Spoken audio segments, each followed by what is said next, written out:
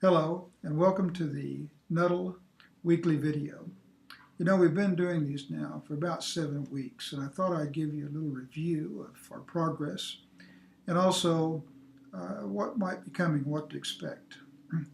Remember that the purpose of the exercise was to conduct a conversation with America about principles that bind us, that will result in priorities and policy that, when implemented, amplify each of our freedoms.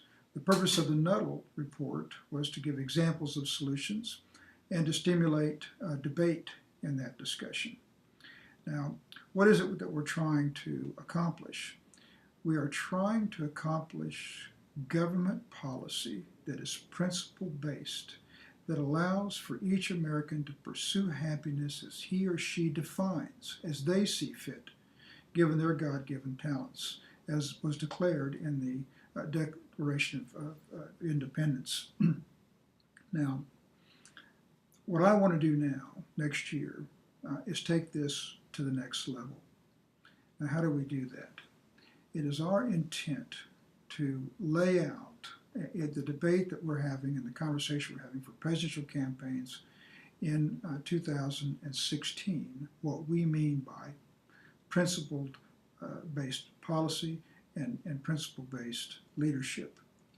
In 2008, I wrote a book entitled Moment of Truth, which a year out I predicted and said that I believed that the economy would be a central part of the theme of any presidential conversation that candidates would have with the country. And sure enough, I didn't know how bad it was going to be, because by October they were calling a recess in the campaign to discuss the severity of the situation. I'm going to write the 12th chapter of that book over the holidays and bring it current to moment of reality. Where are we now after 2008, the policies that we've implemented, and what's at stake for the future of the United States and the future of the world? And remember, guys, that if the United States isn't successful, the world's not going to be successful. We're the last great hope and last bastion of freedom and for freedom for the world. I intend to provide analysis of the presidential campaigns, to tell you about the issues on which they stand and on which I believe they should stand. And further, we know most of the consultants that run these campaigns. We'll be having discussions with them and what they're telling the candidates.